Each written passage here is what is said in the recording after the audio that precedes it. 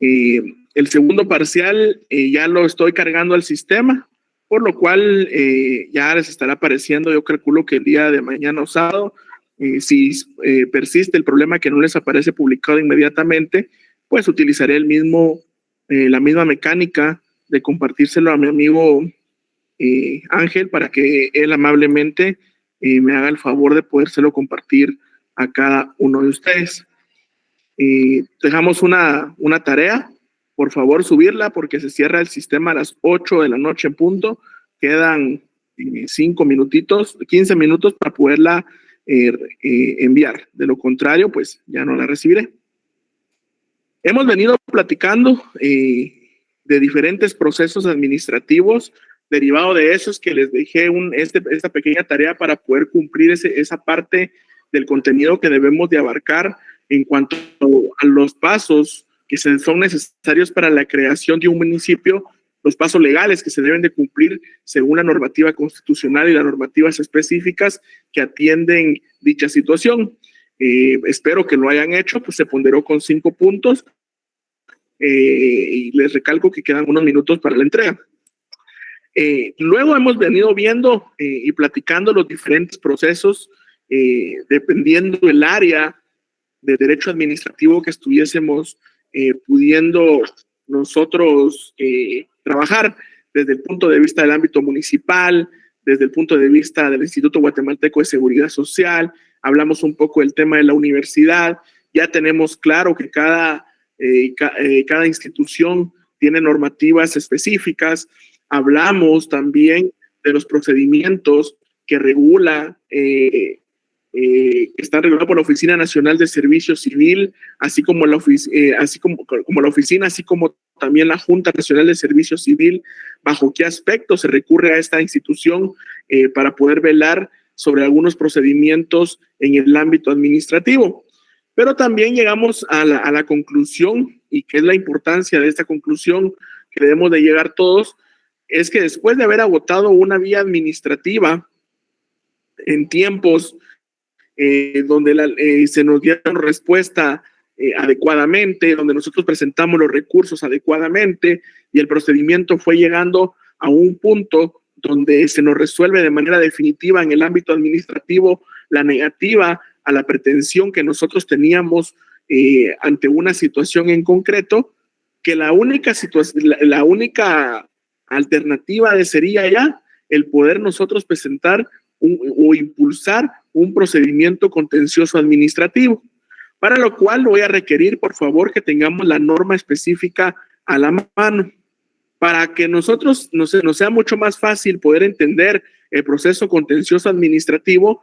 Me di a la tarea de poder recopilar, no voy a decir que lo hice yo, sino fue uno de los documentos que yo he ido recopilando en mi vida académica, para poder tener la facilidad de entender este procedimiento. A mí me fue de gran utilidad al momento de poder entender este procedimiento. Es un esquema, los esquemas suelen ser muy prácticos para entender dichos procedimientos. Uno, vamos entonces a platicar sobre el planteamiento de la demanda. Importante porque se nos dice lo siguiente: dentro de los 3 meses contados a partir de la última notificación de la resolución que concluye el procedimiento administrativo, que está regulado en el artículo 28 y el artículo 32 de la ley de lo contencioso administrativo, y son 30 días en materia tributaria. Importante, cuando hablamos de 3 meses de una resolución, ¿a qué nos estamos refiriendo? ¿A qué se está refiriendo este apartado cuando dice que se puede impulsar una acción de contencioso administrativo posterior a los 3 meses de una resolución administrativa? ¿A qué se está refiriendo? Con un ejemplo, jóvenes, ejemplifíqueme a qué se está refiriendo.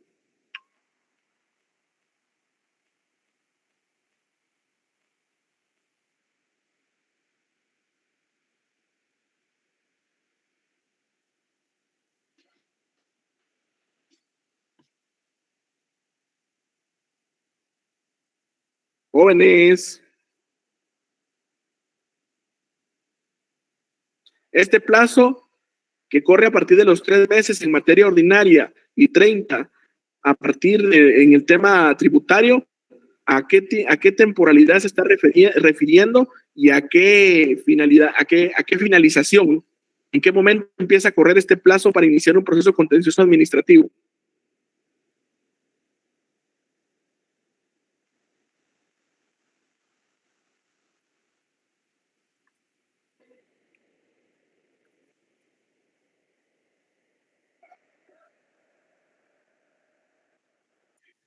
Me imagino que es a partir de que nosotros interponemos la apelación en cuanto se nos da la resolución.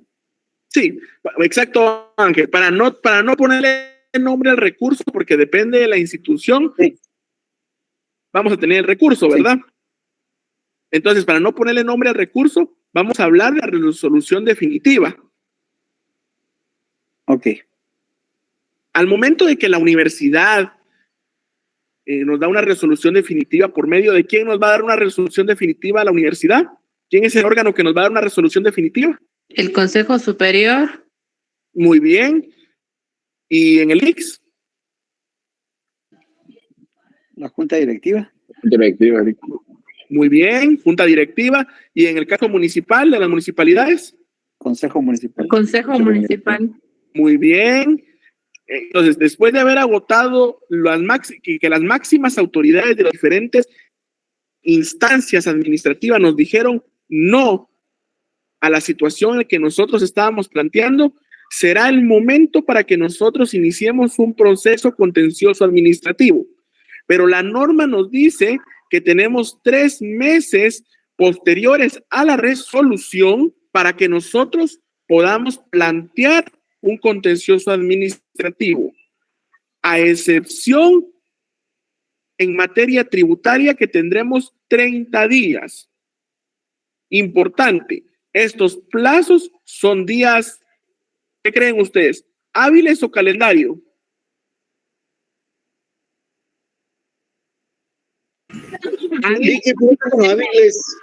Hábiles. ¿Cuál es la única instancia en el derecho donde todos los días y todas las horas son hábiles? Materia de amparo. Muy bien. Entonces tenemos 3 meses y 30 días en materia tributaria para que nosotros nos opongamos a una resolución emitida por la autoridad a la cual nosotros decidamos impugnar la decisión y que ya no tenemos nada más que hacer en el ámbito de la institución en la cual nosotros tenemos la controversia. En materia tributaria, aquí hay una pregunta importante. ¿Quién es la máxima autoridad en materia tributaria?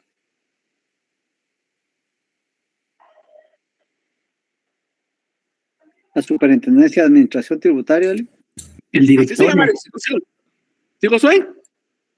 El directorio. Muy bien, Josué, te felicito. Te ganaste un tu punto. Muy bien. Es el directorio, no es el superintendente, para que no se vayan a equivocar. Es el directorio, que es un órgano colegiado que será la máxima autoridad. Entonces, si es en materia que tenga que ver con la SAT y al directorio nos dijo que no al recurso que nosotros hayamos planteado y el cual nos indica la norma que debamos de interponer, será el contencioso administrativo. Pero debemos de tener muy claro que en materia tributaria serán 30 días hábiles para que nosotros pongamos oposición a esa resolución. En todas las demás materias serán 3 meses. Pregunta, ¿a partir de cuándo empieza a correr el plazo?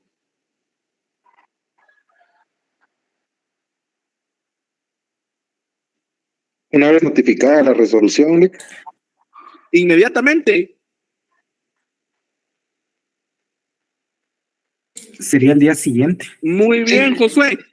Es al día siguiente de recibida la notificación que empieza a correr el plazo, contando solo los días hábiles. Continuemos. Si fuera el caso, se dará un plazo para subsanar faltas. Si fuera insubsanable, se rechazará. ¿Qué significa? Que usted viene, ya tiene contemplados, interpone su memorial de contencioso administrativo y el mismo está regulado en el artículo 23 y 31 de la ley de lo contencioso. Viene usted, interpone, puede ser que lleve errores, que lleve ciertas situaciones que se deban subsanar, entonces a usted le darán un plazo para que subsanen los errores de previos que se le pudieran colocar, pero también existe la posibilidad que se niegue dicha solicitud y ahí terminará el caso, si hay una denegación total de dicha situación. Pero digamos que continúa y viene después en el siguiente paso la solicitud de antecedentes.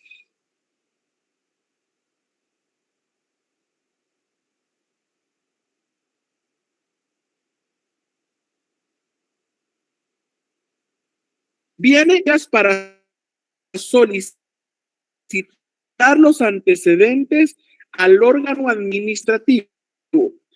Si no cumple, se le procesará por desobediencia. Además, se entrará a conocer riendo como base y se dé por admitido el documento. El órgano jurisdiccional que está conociendo notificará a la autoridad administrativa. ¿Quién es la autoridad administrativa? Esto depende de cuál es la institución que estemos hablando. Ya hablamos de los ejemplos, a quién corresponde, si es municipalidad, si es instituto guatemalteco, etcétera. 5 días para que ellos envíen la razón o copia del expediente, los antecedentes que fundamentan la resolución definitiva que se tuvo en el ámbito administrativo. 5 días tendrán. Ellos, aquí viene la importancia del expediente administrativo que tanto lo hablamos, porque estos expedientes sirven para que en determinadas situaciones las autoridades tengan de una manera ordenada presentar bajo qué fundamento fueron tomadas ciertas u otras decisiones. Viene, se pasa el expediente mismo que será analizado. Pero ¿qué pasa si el expediente no existe o bien la autoridad se niega a responder a lo solicitado en ese expediente? La norma nos indica que se tendrá como base lo dicho por el actor. Significa que si la autoridad no responde ante la solicitud de los antecedentes, lo expuesto en el memorial por la parte solicitante, los juzgadores lo pueden dar por cierto. Quiere decir que todo lo vertido en el documento de interposición del procedimiento contencioso administrativo lo darán por verdadero. Importante que tengamos mucha claridad en estas dos circunstancias. ¿Por qué? Como defensores de un hecho administrativo de un cliente, importante porque es una ventaja el hecho de que la autoridad no se pronunciara, ¿verdad? Porque prácticamente nos está dejando ganar. Pero también tenemos que tomar nota qué pasa si no respondemos, si en algún momento a nosotros nos toca ejercer la función de administradores de la función pública. Si nosotros no respondemos, estamos perjudicando, incluso pudiendo incurrir en algunas cuestiones penales si no trasladamos la información que se nos solicita. Vamos a ver. Denme un segundito, vamos a...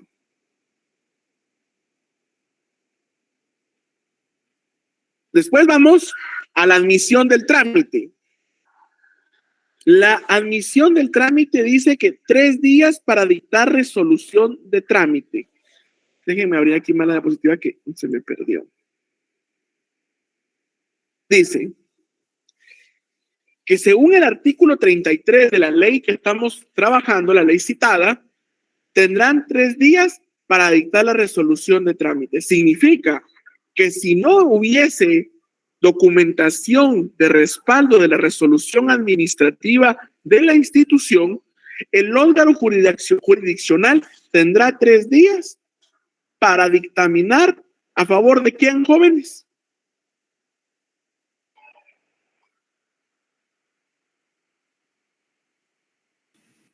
¿A favor de quién dictaminaría el órgano jurisdiccional en caso no presentara a la institución ningún argumento de su decisión? En parte del actor, licenciado. Exactamente, del solicitante. Muy bien. Y esto basado en el artículo 33. Después continuamos con el posible emplazamiento. Dice, por 15 días, el órgano administrativo, que pueden ser Procuraduría General de la Nación, interesados, Contraloría General de Cuentas, si fuera en el caso de Hacienda, la Contraloría, que es en nuestro caso, o cualquier institución que tuviese algún interés en concreto en la cuestión, deberán presentarse en estos 15 días para presentar sus alegatos que fundamenten una resolución. En el caso de que la autoridad sí haya presentado argumentos de por qué una resolución administrativa. ¿Vamos claros hasta ahí?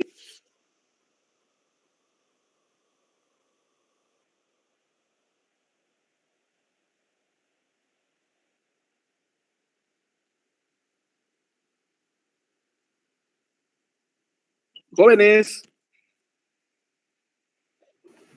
Sí. Ok. Ahora vamos con las actitudes de los demandados. 1.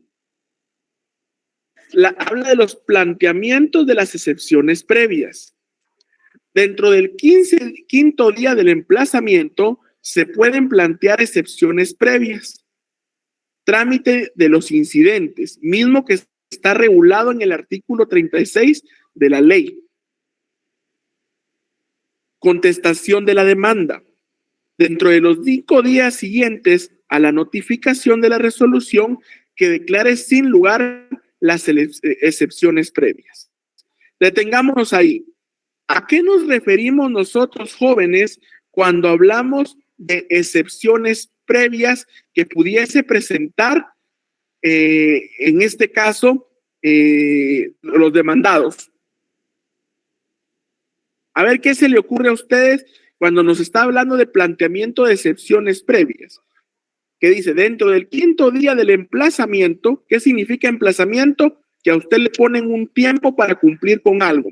Se pueden plantear excepciones previas. ¿A qué se refiere eso, jóvenes? Son todos estos mecanismos de defensa que atacan la forma de la demanda. Que atacan el fondo de la demanda. La forma. El fondo serían las... Sí. ¿Forma o fondo? La forma. El fondo serían las perentorias y las... Muy bien. Mixtas. Excelente, Ángel. Muy bien, te ganaste tu punto. Gracias, compañeros. Son las que enmarcan el artículo 116. Léelo, por favor. Del Código Procesal Civil y Mercantil. En el artículo 116, excepciones previas. El demandado puede plantear las siguientes excepciones previas: incompetencia, litispendencia, demanda defectuosa, falta de capacidad legal, falta de personalidad, falta de personería, falta de cumplimiento del plazo de la condición a que estuviere sujeta la obligación o el derecho que se haga valer, caducidad, prescripción, cosa juzgada y transacción. Muchísimas gracias, compañero, y también te ganaste tu punto por tener en la punta de la lengua el artículo que marca nuestro Código Civil, Procesal Civil y Mercantil. Ahí me van escribiendo los que tienen puntos, jóvenes, porque los tengo que sumar ahorita en el segundo parcial.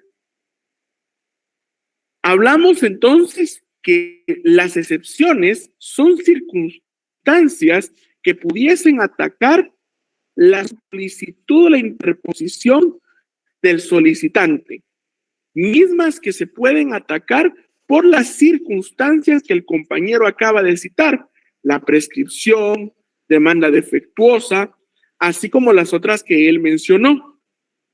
mismas que de poderse encontrar alguna situación de este tipo, la parte podría oponerse a la continuidad del procedimiento. Incluso se podría oponer a la persona, al juzgador o juzgadores que estuviesen conociendo la causa por alguna cuestión en concreto.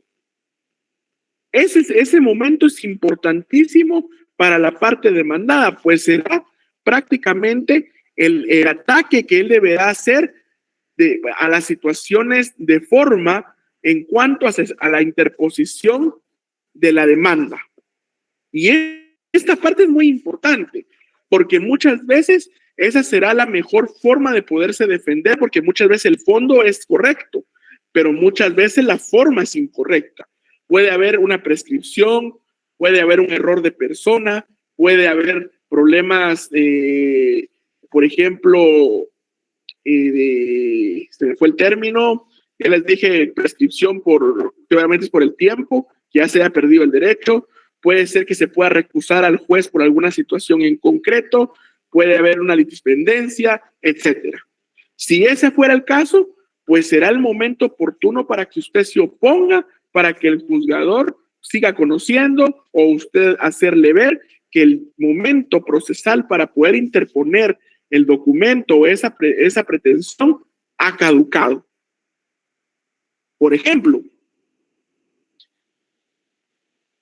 ¿qué sucede si, por ejemplo, en el ámbito tributario, a mí me están haciendo el cobro yo tuve un proceso por el pago del IVA, que yo tuve que haber pagado en un momento determinado, no lo pagué, iniciamos un proceso administrativo, resulta que yo lo pierdo, pasan los 30 días y en el día 31 yo interpongo mi contencioso administrativo.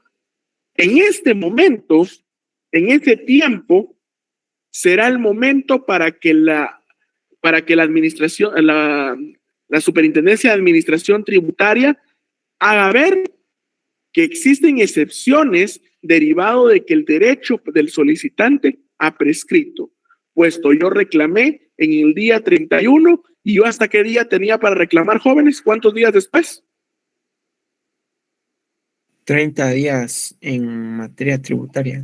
En materia tributaria. O podría, por ejemplo, la otra parte oponerse porque resulta que yo tengo una relación familiar con el juez, o podría surgir un error, por ejemplo, que yo estoy demandando a la Superintendencia de Administración Tributaria. ¿A quién creen ustedes que debo demandar en un procedimiento contencioso administrativo? ¿A la administración, a la Superintendencia de Administración Tributaria o al Estado de Guatemala?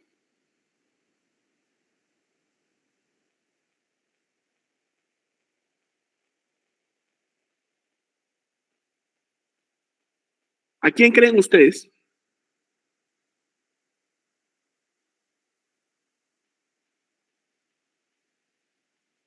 ¿A quién demandarían ustedes?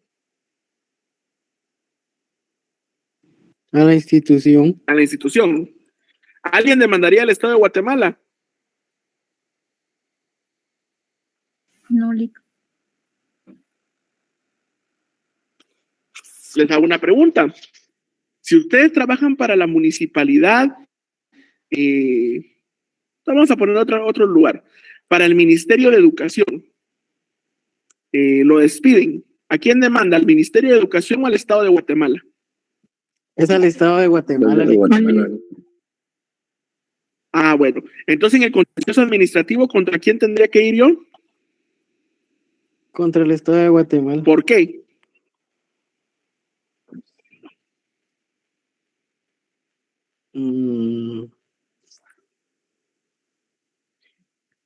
La Superintendencia de Administración Tributaria, ¿en nombre de quién actúa?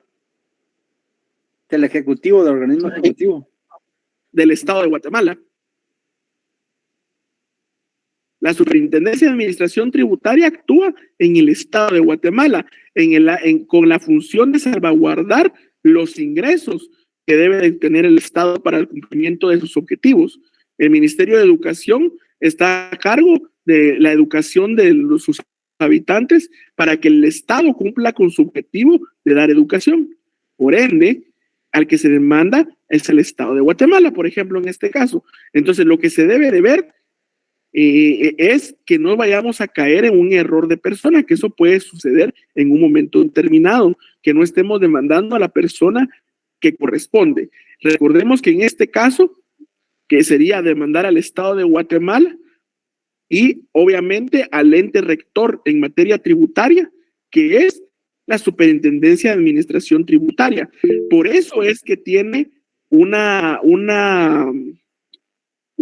participación la Procuraduría General de la Nación y otras instituciones. Sí, Josué.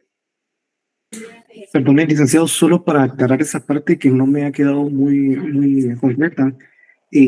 Cuando yo voy a designar a la entidad que vamos a demandar, ¿sería a la institución y a la Procuraduría General de la Nación o solo a la Procuraduría? No, demandás al Estado de Guatemala, y obviamente al momento de demandar al Estado de Guatemala entra la Procuraduría General de la Nación y al ente rector en materia tributaria, que sería la Superintendencia de Administración Tributaria. Prácticamente en el encabezado memorial mencionas a los dos. Acá no nos hagamos bolas, voy a conseguir un contencioso administrativo para que lo podamos ver como ejemplo en la siguiente clase. ¿Estamos? Sí, una pregunta. Usted estaba mencionando lo de la MUNI. ¿Ahí a quién se demanda? A la MUNI como tal. Al Estado de Guatemala. También. Sí, porque la municipalidad actúa en nombre del Estado. Ah, ok. Fíjense que eso es y eso se los digo para que lo tengan en cuenta. En el ámbito laboral y en el ámbito de muchas áreas del derecho, hay que tener mucho cuidado cuando uno está involucrado en una situación jurídica con instituciones públicas. Porque si usted demanda muchas veces a la institución, le deniegan, puesto que el verdadero patrono no es la institución como tal, sino muchas veces el Estado de Guatemala. Voy a hacer un cuadrito como este para saber determinar en qué momento es el Estado de Guatemala y cuándo es la institución para que nos quede con mayor claridad. Sí, José. Otra pregunta, licenciado, para evitar que nos puedan atacar con una incompetencia del juzgador. Yo tengo entendido de que en Antigua Guatemala no existe ningún juzgado ni tribunal de lo contencioso administrativo. ¿En dónde se tendría que presentar esa demanda? La demanda de lo contencioso administrativo en el departamento de Zacatepeques, si no mal recuerdo, mentiría si te digo, estoy 100% seguro. Yo trabajo normalmente en la capital, todos mis casos administrativos. Y si no mal recuerdo, es en los que se encuentran en la ciudad capital. Porque solo están los de Quetzaltenango, están los de la capital, y si no mal recuerdo que están los de Zacapa, si no me falla la memoria. Pero muy buena pregunta, y aquí se trata de aprender todo. No recuerdo la competencia en el ámbito de Zacatepeques, pero sí lo voy a averiguar, y eso sí es pregunta que tengo que resolverte en la siguiente clase, no solo a vos, sino a todos, ¿oíste? Muy bien, Dick, gracias. Y importante pregunta, miren qué trascendental pregunta. La competencia realmente también se debe de verificar por las partes, en este caso, que los alegatos que se estén presentando sean colocados o sean interpuestos en el órgano jurisdiccional que por competencia corresponde, puesto que efectivamente, como dice el amigo, en el ámbito administrativo no es como en el ámbito penal, civil y laboral, que el organismo judicial tiene un alcance mucho más grande. En el ámbito de lo administrativo, prácticamente solo es mucho más reducido. Están los tribunales de la capital y los de Quetzaltenango, que son los que tengo certeza. Sin embargo, puede haber un error al momento de interponer un documento o un escrito o alguna documentación en un órgano jurisdiccional que no corresponde, y podría alegarse la falta de competencia al momento de conocer la causa que se esté interponiendo. Eso es algo que dijo el amigo, se me estaba pasando por alto y te agradezco mucho. La verdad que qué importante lo que dijiste. Es que nosotros, una de las cosas que tenemos que tener cuidado, uno es a la persona que se demanda. Dos, tener claridad quién estamos demandando. Número dos, tener claridad en cuanto dónde debemos de interponer la acción que esté la competencia como tal para conocer, así como los plazos. Esas tres características son importantísimas. La ventaja que se tiene a veces con el ámbito de la persona, que eso es una ventaja, es que muchas veces cuando uno interpone el documento en admisión, ahí mismo le colocan el previo a uno, haciéndole ver que hay un error de persona, situación que hace que uno pueda enmendar el error e interponerlo de manera correcta. Pero hay situaciones donde no se lo hacen ver a uno y que cuando el juez ya está valorando los elementos presentados para generar una postura, una de las partes hace ver que hay error de persona, que hay error en el plazo o alguna otra situación que puede hacer que aunque usted tenga la razón, el procedimiento se le venga para abajo, ¿verdad? Que sea denegada la pretensión, puesto que hay un error en cuanto a cumplir con algunos preceptos básicos dentro del procedimiento y que obviamente es tarea de la otra parte el poder hacerlos ver y solicitarle al juez para que desestimar la solicitud de la otra parte. Entonces voy a averiguar en Zacatepeques, tener las certezas, esa es la ciudad capital, el que tiene competencia, y les digo en la siguiente clase, ese dato es básico. ¿Cómo vamos hasta ahí, jóvenes? Bien, solo una consulta con referencia a que si por error se demanda a la entidad, a otra entidad, por ejemplo, en este caso, que sea a la municipalidad, siendo en este caso el Estado de Guatemala. ¿Qué pasa? Decís vos. Correcto, ¿se puede nuevamente enmendar la misma? Fíjate que no, ya no hay, en ese momento ya no puedes enmendar, porque en ese momento procesal ya pasó el momento para poder enmendar, que es cuando está admisión. Lo que uno en ese momento ya se está valorando es lo que en definitiva ya se va a conocer. Si hay un error de persona y se hace ver que se demandó a la persona equivocada, el juez puede desestimar la solicitud y clausurar el mismo.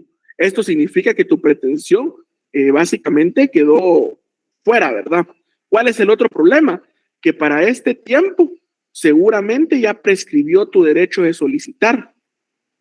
Ejemplo, yo inicio mi procedimiento con la municipalidad de Antigua Guatemala. El caso de Ángel, ¿verdad? Pone su contencioso administrativo, pero le pasaron una minuta y le pasó como aquel ejemplo que yo les puse, que colocó sin querer Ciudad Vieja, porque fue un amigo de Ciudad Vieja que le prestó el memorial y se le fue Ciudad Vieja. Inicia la acción, todo el tema. El problema es que para empezar, cuando manden el memorial del proceso contencioso administrativo a la municipalidad, seguramente van a presentar excepciones previas al hacer ver que hay un error en cuanto a la persona que se está demandando, ¿verdad? Puesto que no corresponde a la persona que ahí se está consignando, por ejemplo. A todo esto, seguramente a Ángel ya le pasaron los 30 días para poder iniciar otra acción nuevamente contenciosa administrativa. Entonces, ya perdió, primero, por el tiempo, por la temporalidad. Y segundo, en algún momento nuevamente, y si le diera tiempo cuando lleguemos nuevamente al planteamiento de excepciones previas, podría ser que ahora la municipalidad pueda plantear un recurso haciendo ver que es cosa juzgada. O sea, nos metemos en una situación bien compleja por un error que pareciera simple y que definitivamente podríamos causar un daño grande. Yo al menos si tengo conocimiento de resoluciones en contra de personas, vi una en concreto donde una indemnización que estaba solicitando a una institución del Ejecutivo se la dan al lugar, pero en algún momento en un momento determinado procesal, el otro abogado hace ver que hay un error de persona porque estaban demandando a la institución, cuando lo que debían demandar era el Estado de Guatemala. Es más, aunque las instituciones en los procedimientos envían a las personas para la defensa de la institución como tal, también PGN tiene presencia. Donde hay un poco de variación a la persona que se demanda es en el caso de las cuestiones autónomas o semiautónomas. Por eso les voy a hacer el cuadro para que tengamos total claridad. Sin embargo, por error de personas se puede perder una demanda que uno haya planteado. Es un error muchas veces y que no se puede subsanar. No sé si respondí tu pregunta, Walter. Sí, licenciado, se lo agradezco. Por eso les digo, con las minutas hay que tener mucho cuidado, ¿verdad? Ustedes, porque, por ejemplo, si es en previos, se salvó, que le pongan un previo para que usted pueda subsanar la situación.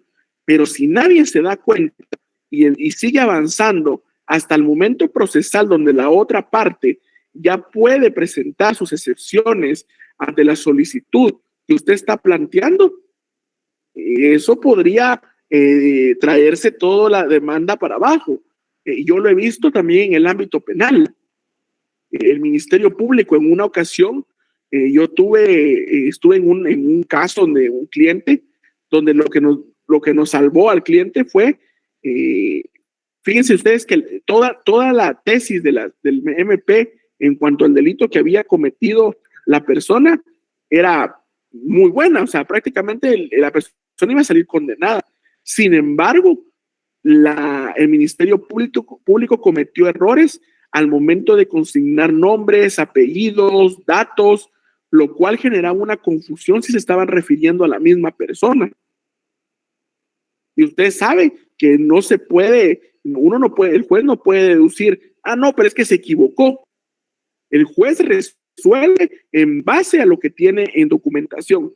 Él no va a interpretar, se equivocó, él quiso poner, y en este caso a nuestro cliente le dieron libertad derivado de los errores que había cometido el Ministerio Público al momento de presentar las respectivas pretensiones que tenía al momento de que nuestro cliente saliera condenado. Entonces, el colocar bien los datos de lugares, personas, es básico. Vi otro caso donde en el ámbito penal, donde una persona salió libre porque no tenía coherencia los argumentos que el Ministerio Público estaba poniendo en el orden lógico. Entonces parecía que no tenía sustento científico lo que se estaba diciendo. Un ejemplo era que decían que la policía lo había capturado a las 10 de la mañana, pero que el robo se había dado a las 10:30. Fácilmente entendemos que se confundieron al momento de consignar ese dato, pero el juez lo que valoró era que prácticamente era imposible, que porque él ya estaba detenido, ¿cómo iba a robar hasta ese momento? Cuestiones de ese tipo, y como hay momentos procesales donde uno ya no puede corregir nada de lo que haya aportado para el procedimiento. Y eso se da en todas las áreas. Los momentos procesales nos dicen en qué momento nosotros podemos presentar alegatos. Ejemplo, en el planteamiento de excepciones previas, recordemos que hay excepciones que son subsanables y otras que no son subsanables. Eso también les voy a pasar un documento para saber qué situaciones se podrían subsanar y cuáles situaciones no se podrían subsanar. ¿Vamos claros hasta ahí? Sí. Ok. Vamos entonces ahora al apartado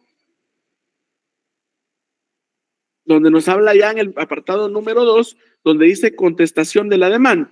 Dentro de los 5 días siguientes a la notificación de la resolución que declara sin lugar las excepciones previas. Por favor, si alguien me puede leer el artículo 36 de la Ley de lo Contencioso Administrativo. Yo lo tengo a la mano, Lick. Artículo 36, excepciones previas. Los emplazados pueden interponer dentro del 5º día del emplazamiento las siguientes excepciones previas. A, incompetencia. B, litispendencia. C, demanda defectuosa. D, falta de capacidad legal. E, falta de personalidad. F, falta de personería. G, caducidad. H, prescripción. y cosa juzgada, J transacción. Las excepciones previas se tramitarán en incidente que se sustanciará en la misma pieza del proceso principal. Declaradas sin lugar las excepciones previas, el plazo para contestar la demanda será de los 5 días siguientes a la notificación de la resolución recaída en el incidente. Por favor, anotemos ese artículo 36 que la compañera nos acaba de leer porque es materia de examen. Miren qué importante lo que pasa en este momento. Dice, se interpone la excepción perentoria, se resuelve dictar la sentencia, la contestación en sentido negativo oponiéndose o allanándose, la rebeldía o la contrademanda. Son situaciones que se pueden derivar de la contestación de la demanda. Derivado de la demanda, la parte demandada podrá tener o poner ciertas posiciones a la situación que se le está planteando. Dice, interpone excepciones, la compañera ya los leyó muy bien, igual que el compañero también hizo mención de las excepciones que se podrían plantear ante la solicitud. Quiere decir que si usted es abogado de una institución, lo que debe de haber en el momento de que usted le asignen una situación administrativa de un contencioso es verificar que todos esos apartados se hayan cumplido a cabalidad, que no haya prescripción, que no haya demanda defectuosa, etcétera. Pero ¿cuáles son las posiciones que se pueden tomar derivado de que nosotros verifiquemos que sí cumple con esas características? Una, dijimos la primera, interponer las excepciones perentorias. Quiere decir que usted encuentra una situación en concreto de error en el procedimiento y usted lo hace ver. Si usted no lo hace ver, no habrá otro momento procesal para que lo haga ver. Ojo, si usted después quiere hacer ver que había prescrito el derecho del solicitante, ya no lo podrá hacer. El momento es el momento procesal idóneo. Puede contestar en sentido negativo poniéndose. Significa que usted responde y dice, como institución o como ente, como Procuradora General de la Nación, nos oponemos a la solicitud vertida por esto y esto y esto. Allanamiento. ¿Qué significa allanarse, jóvenes? Aceptar las pretensiones de la contraparte. Exactamente. Yo puedo decir, sí tiene razón, nosotros no lo evaluamos de manera correcta, nos allanamos a la solicitud del demandante. Rebeldía. ¿Cuándo entramos en rebeldía? Cuando no se contesta la demanda, licenciado. Muy bien. Cuando no hay una respuesta ni negativa, no interponemos excepciones, no nos allanamos, no hay un pronunciamiento por parte de nosotros a la situación que se discute. La rebeldía se da en el momento que pasa el tiempo idóneo para contestar y no se da una respuesta, el juez nos declara en rebeldía. ¿Qué puede pasar al momento que yo declare en rebeldía a la parte? No solo en el ámbito administrativo, sino que también en el ámbito penal. ¿Será que si yo entro en rebeldía como funcionario de dar una información o de responder o de dar una postura, yo podría estar incurriendo en un delito?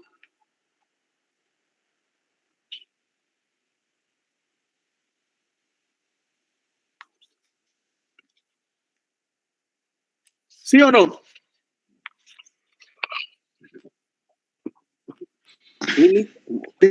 Podría incurrir tal vez en abuso de autoridad o incumplimiento de deberes, que es lo más común. Exactamente. Podría haber un incumplimiento. Obstrucción, ¿no? Perdón. Podría ser obstrucción a la justicia, ¿no? En un momento determinado podría determinarse, y eso ya lo tendría que determinar en el ámbito del Ministerio Público y bajo las circunstancias que se deriven de esta situación administrativa, pero no podría ser en un escenario, Ángel, muy bien. Entonces, usted nunca le vaya a recomendar a un cliente, imagínese que usted está asesorando en una institución y que usted le diga a su cliente, mire, usted que le valga 20, usted no conteste. Si usted lo quiere meter preso, esa es la sentencia que le tiene que dar, o que lo destituyan. Usted lo que tiene que darles, bueno, analicemos la demanda y veamos cuál es la postura que más nos conviene tomar. Muchas veces, incluso allanarse podría ser una opción dependiendo de la circunstancia. ¿Saben por qué? Porque muchas resoluciones administrativas son ilegales. Cuando vino el maestro Sosa nos comentaba del trabajo que ellos tienen derivado y que la mayoría, no sé si se les comentó, recuerdo si se les comentó, que la mayoría de pretensiones que plantean ante la Junta Nacional son dadas a favor del trabajador. Pero esto responde a procedimientos administrativos mal realizados. Esto significa que muy probablemente la autoridad administrativa va a perder esa situación. Entonces, a veces allanarse no es una mala idea. Luego se abre un periodo de prueba que será de 30 días. Aquí ya no es el momento para que usted aporte más elementos de ideas o conclusiones, sino que ese es el momento para que usted sustente lo que ahí dice. Por ejemplo, en el caso de la SAT, a mí me dijeron que yo no pagué el IVA y al final me sancionaron. Ese será el momento para que yo aporte mi documentación y todo lo que yo considere pertinente que acredite que yo sí hice los pagos correspondientes. Y igual manera, en ese momento la superintendencia como ente rector en materia tributaria, junto a la Procuraduría General de la Nación, serán los encargados de dar esa información técnica donde determinen que yo no hice el pago correspondiente, etcétera, y que ellos actuaron conforme a derecho. Ahí es el momento para que yo pruebe que yo interpuse por ejemplo, solicitudes que jamás me fueron respondidas o que fueron respondidas de manera maliciosa, de manera antojadiza. Ese es el momento oportuno para presentar. Si usted no lo presenta en ese momento, no habrá otro momento para presentarlas. Quiere decir que nosotros ya vimos cuál será el momento que para que nosotros pongamos las excepciones. Si no se presentan en ese momento, no habrá otro momento. Si no lo hacemos en el momento, las pruebas en el periodo de prueba, no habrá otro momento. Al igual que en el derecho penal, que no hay momentos para ofrecer prueba después del tiempo de la apertura a prueba que el procedimiento marca.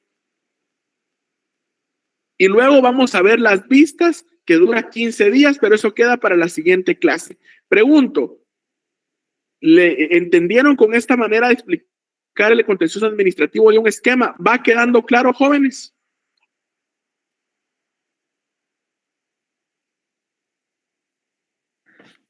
Bueno, excelente. Este esquema se los voy a compartir para que lo tengan. Eso le iba a preguntar. Sí, esto se los voy a compartir. Oyeron, la idea es que a ustedes les quede y les sirva hasta para sus privados. Lick, solo con una pregunta. En el momento, por ejemplo, si en dado caso se da la rebeldía y el momento de no realizar la contestación de la demanda, el juez podría dictar sentencia. Así es. Eso lo vamos a ver adelantito. Ahí está ese apartado cuando el juez no dicta, cuando se declara rebeldía. Se dicta sentencia, pero lo más importante, aparte de dictaminar sentencia, es que a la autoridad se le notifica lo conducente, o se le certifica lo conducente, mejor dicho. ¿Qué significa certificar lo conducente, jóvenes?